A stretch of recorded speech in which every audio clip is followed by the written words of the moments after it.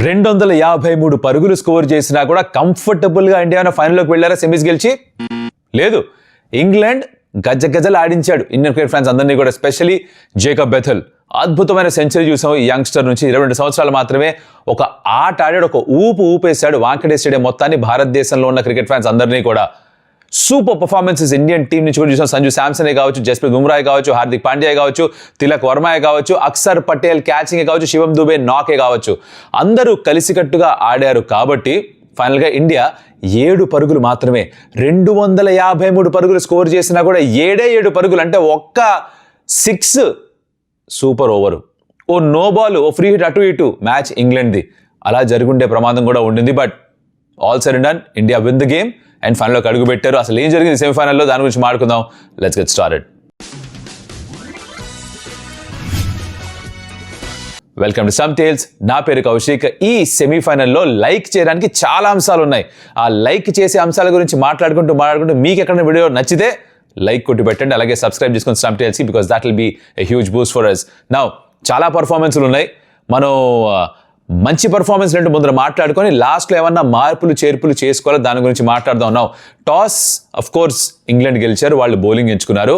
సూర్యకుమార్ యాదవ్ ఏమో మేము కూడా బ్యాటింగే చేద్దాం అనుకున్నాం అని చెప్పాడు, కానీ నాకు పెద్దగా నమ్మబుద్ధి కాలేదు. ఎందుకంటే ఎవరు కూడా ఈ ఈవినింగ్ గేమ్స్లో టాస్ గెలిచి బ్యాటింగ్ ముందర చేద్దాం అనుకోరు. గెలిచారు కానీ ఓడిపోయినంత పని జరిగిందిగా. ఊహిస్తేనే భయంకరంగా ఉంది. బికాజ్ డ్యూ రాలేదు. డ్యూ వచ్చుంటే ఇంకా బాగా ఆడేవాళ్ళేమో. అంత బాగా చేజ్ చేశారు ఇంగ్లాండ్ కూడా. Hats off to them. ఇంత మంచి నాక్ ఆడినందుకు జేకబ్ బెథెల్కి hats off to the entire England team. ఇంత బాగా ఫైట్ చేసినందుకు. 253 చేజ్ చేస్తున్నప్పుడు to keep going at that rate throughout the 20 overs మామూలు విషయం కాదు. సో హ్యాట్స్ ఆఫ్ చెప్పి తీరాలి వాళ్ళు ఆడిన విధానానికి. నౌ ఇట్స్ చేటా టైమ్. కామెంటరీలో కూడా చెప్పాను,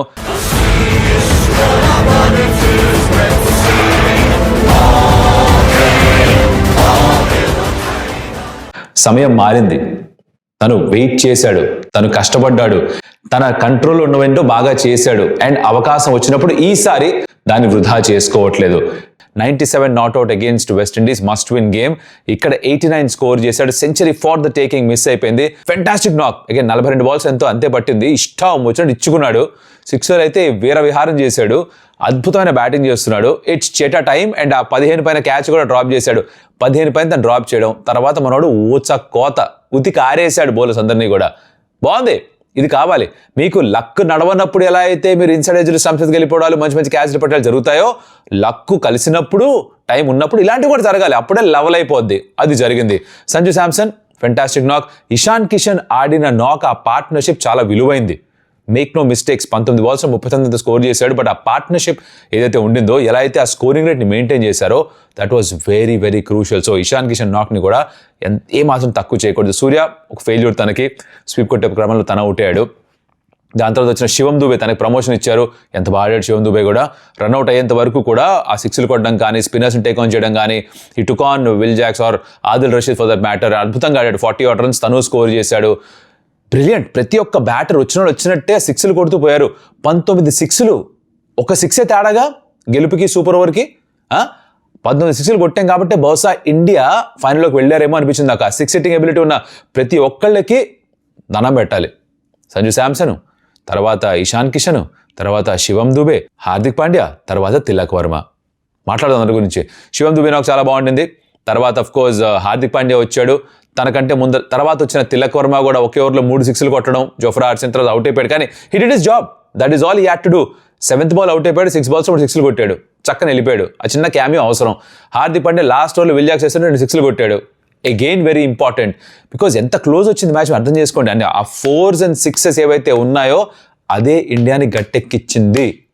వన్ ఆస్పెక్ట్ ఆఫ్ ఇట్. ఇంకో ఆస్పెక్ట్ కూడా మాట్లాడతాం తర్వాత. ఇలా బ్యాటింగ్ మొత్తం అంతా కాంట్రిబ్యూట్ చేశారు. 253 పరుగులు స్కోర్ చేశారు.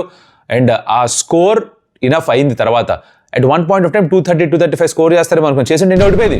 ఆ ఎక్స్ట్రా 20 runs హెల్ప్ చేసాయి, సేవ్ చేసాయి కదా. సో బ్యాటర్స్ అందరికీ కూడా ఫుల్ క్రెడిట్ ఇవ్వాలి మనం ఇక్కడ. తర్వాత బౌలింగ్ విషయానికి వస్తే హార్దిక్ పాండ్యా రాగానే, అంటే బ్యాట్ తోటి ఎలా అయితే ఫినిష్ చేశాడో బాల్తో అలా స్టార్ట్ చేశాడు. మంచి అవుట్ స్వింగర్ వేసాడు. మన ఫిల్ సాల్ట్ పుసుకని క్యాచ్ ఇచ్చి అవుట్ అయిపోయాడు.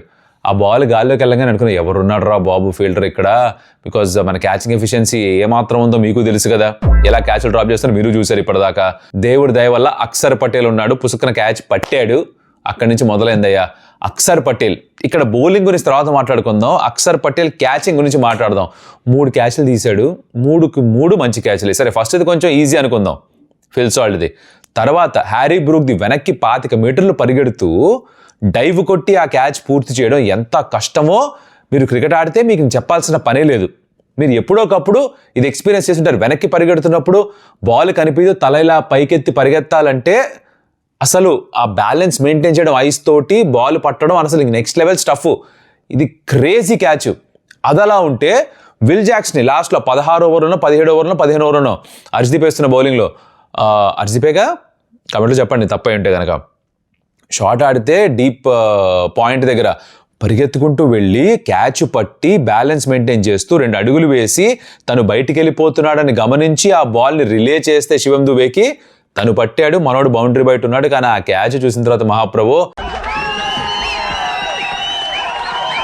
సెల్యూట్ చెప్పాలనిపించింది.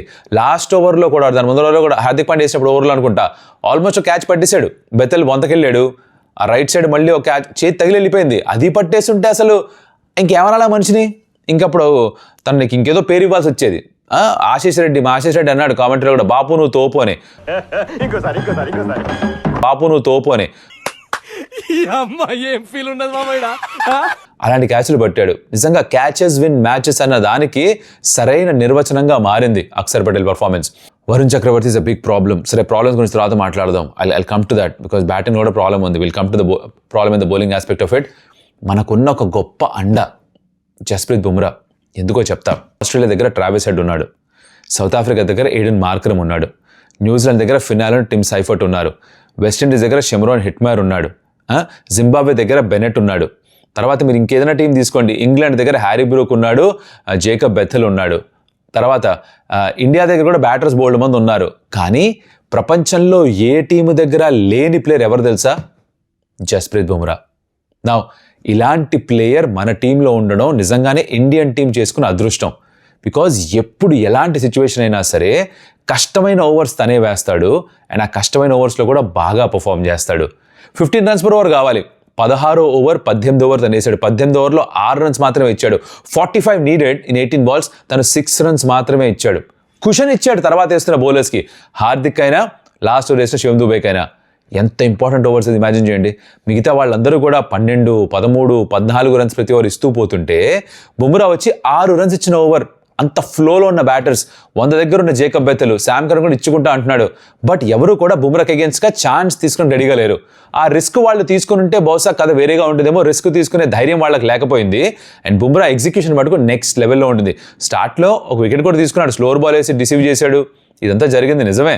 బట్ తను వేసిన విధానం ఏదైతే ఉందో, ఎలా అయితే ప్రెషర్ని తను సోక్ చేసి అపోజిషన్ పైన వేస్తాడో దాన్ని మాటల్లో చెప్పడం కష్టం. మీరు అది చూస్తేనే, అది ఎక్స్పీరియన్స్ చేస్తే మీకు అర్థమవుతుంది. Moving on, of course Axar Patel కూడా ఇంపార్టెంట్ వికెట్ తీసుకున్నాడు, టామ్ బ్యాటర్ది, అందరు రన్లు ఇచ్చారు.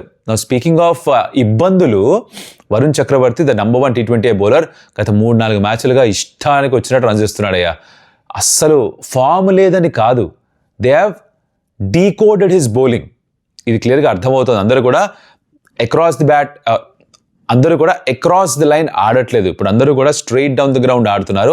మరీ షార్ట్ వేస్తే పుల్లు కొడుతున్నారు, లేదా జేకబ్ బెథెల్ ఆడినట్టుగా రివర్స్ ల్యాప్లు, రివర్స్ స్కూప్లు ఆడుతున్నారు. అండ్ తన ఒక ఇన్కమింగ్ బౌలర్ లాగా ఆడేస్తున్నారు. 60కి పైగా పరుగులు ఇచ్చాడు. తన most expensive spell in T20 international వచ్చింది వరుణ్ చక్రవర్తికి. ఎలా దీని నుంచి కోలుకుంటాడో అర్థం కావట్లేదు. ఫైనల్కి వచ్చేసరికి తనని ఆడిస్తే పర్ఫామ్ ఎలా చేస్తాడో తెలియట్లేదు. బికాస్ అందరూ ఇలానే ఆడుతున్నారు ఇప్పుడు. They found a way to score runs. ఇంతకు ముందర తనని సీ ఆఫ్ చేసేవాళ్ళు, ఇప్పుడు సీ ఆఫ్ చేయడం కాదు, రన్స్ స్కోర్ చేసి ప్రెషర్ పెడుతున్నారు. ప్రెషర్ పెట్టినప్పుడల్లా తను ఇంకా ఎక్కువ రన్స్ ఇస్తున్నాడు. సరే రన్స్ ఇచ్చి వికెట్స్ తీసుకుంటే ఒక రకం, వికెట్స్ తీసుకోకుండా ఓన్లీ రన్స్ మాత్రం వేస్తే అది ఇంకా ప్రెషర్ పెరిగిపోతుంది. That is what is happening with Varun Chakravarthy. So మన నంబర్ 1 T20 బౌలర్ కష్టాలు ఇలా ఉంటే, నంబర్ 1 T20 బ్యాటర్ కష్టాలు ఎలా ఉన్నాయి, అది ఇంకో రేంజ్. అభిషేక్ శర్మ అది ఇప్పటిదాకా నేను చాలా బ్యాక్ చేస్తూ వచ్చా. బట్ ఇప్పుడు నేను కూడా ఇంకా ఒప్పుకోక తప్పదు దట్ ఫైనల్లో కనుక టీమ్ మేనేజ్మెంట్ అభిషేక్ శర్మని డ్రాప్ చేసి రింకు సింగ్ని తీసుకొచ్చి అందరి బ్యాటింగ్ పొజిషన్లో ఒక్కొక్కటి పైకి మూవ్ చేసి, అంటే సంజు తోటి, ఇషాంత్ తోటి ఓపెన్ చేయించి రింకు సింగ్ని ఫినిషర్గా పెడతాము అంటే తప్పు పట్టడానికి లేదిక. ఇచ్చాడు చాలా ఛాన్సులు. ఇప్పటికి కూడా ఇప్పటికి కూడా టీమ్ మేనేజ్మెంట్ అభిషేక్ శర్మకి ఇంకొక మ్యాచ్ ఇవ్వచ్చు. మ్యాచ్ గెలిచారు కాబట్టి సెమీఫైనల్ కూడా, నువ్వు ఇన్ని రోజులు మమ్మల్ని కవర్ చేసావు, నువ్వు రన్ స్కోర్ చేసావు అని ఒక నమ్మకంతో నీకు ఇంకొక మ్యాచ్ ఇస్తున్నావు అని చెప్పి ఇవ్వచ్చు. బట్ ఇవ్వకపోయినా కూడా తప్పు పట్టడానికి లేదు, ఇది నేను చెప్తున్నా. I think as Indian cricket fans ఇది ఒప్పుకొని తీరాలి, ఇండివిజువల్ ఫ్యాన్స్ కాదు. మీరు అభిషేక్ శర్మకి ఇండివిజువల్ ఫ్యాన్ అయితే నేను చెప్పింది తప్పంటారు. ఇప్పటికి ఎలా అయితే నేను సంజు శాంసన్ గురించి ముందర చెప్పినప్పుడు తప్పన్నారో, అలాగే ఇప్పుడు అభిషేక్ శర్మ తనని డ్రాప్ చేసినా తప్పు లేదు అనడానికి కూడా తప్పు పడతారు.